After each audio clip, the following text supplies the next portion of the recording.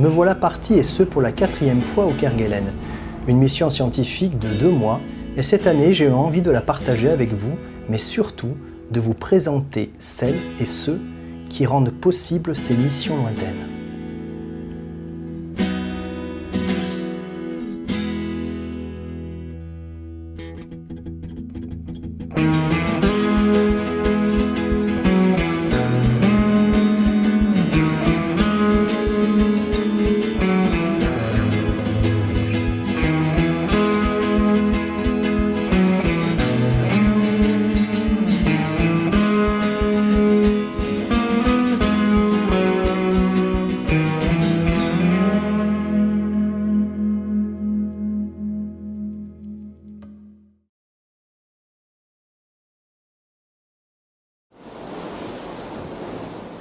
Il est 5 h du matin et le Marion du Frêne longe les côtes de l'archipel de Kerguelen.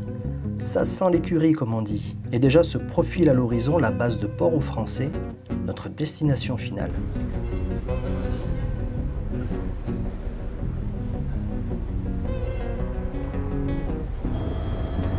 Les opérations s'enchaînent rapidement, juste le temps de se dire au revoir et nous voilà sur la terre ferme.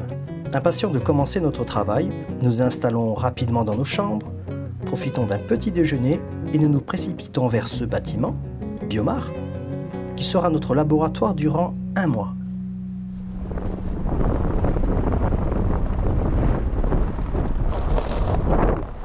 Mais stop! Depuis le début, je vous parle du programme Protecare. Il serait peut-être temps d'en expliquer le contenu. Ce programme est soutenu depuis 5 ans par l'Institut Paul-Émile Victor et a été développé par Jean-Pierre Ferral, maintenant chercheur émérite, à l'Institut méditerranéen de biologie et d'écologie marine et continentale.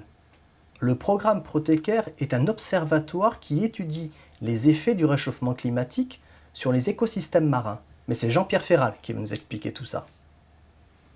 Le programme Protecare a été désigné pour choisir un certain nombre de stations à des sites représentatifs des habitats subantarctiques, de façon à suivre les événements dans ces différents habitats. On a, au cours de ces campagnes, on a commencé à appareiller ces sites, en particulier avec des thermo-enregistreurs. Ces thermo-enregistreurs font une mesure toutes les heures pendant 6 ans, selon le constructeur. Mais l'idéal est quand même de venir les relever tous les ans ou tous les 2 ans, de les changer, de les remettre à zéro, etc., pour être sûr que la mesure de température sera continue. L'autre type d'installation qui a été faite, ça a été d'installer des placettes de colonisation. Bon, une placette de colonisation, c'est un ensemble de carreaux d'argile crus, c'est-à-dire le plus neutre possible par rapport à l'environnement, qui sont installés parallèlement à la paroi et qui sont là pour venir accueillir des animaux qui viendraient s'y fixer. Donc là, l'idée, c'est de suivre la dynamique de la colonisation de façon à voir d'un endroit à un autre, d'un site à un autre, ou bien d'une année sur l'autre, comment se passe cette colonisation. Donc pourquoi faire cela à Kerguelen? Kerguelen est un des endroits, comme d'autres endroits limites, comme les montagnes, comme les pays dans les plus hautes latitudes, où les effets du changement climatique vont être les plus rapides et les plus visibles.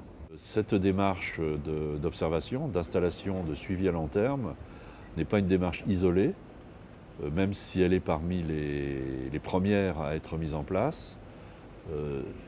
Les pays qui sont responsables des îles subantarctiques commencent également à mettre en place des observatoires, essentiellement terrestres. Kerguelen est le premier observatoire sous-marin, mais il y a également des observatoires qui sont en voie de constitution sur le continent antarctique. Pour en savoir plus et avant le prochain numéro de Carnet de mission, procurez-vous le numéro 21 de l'excellente revue Espèces ou consultez notre site internet www.protecare.net. Revenons à notre histoire. Oui, mais on on va chipoter tout ça. Par contre, tu vois, il y a des trajets préférentiels là. Ouais, clairement, oui. Pendant que Margot et Philippe mettent en place les aquariums, nous ferons notre première plongée dans une eau à 5 degrés, une bonne occasion pour Sébastien d'essayer son gilet chauffant.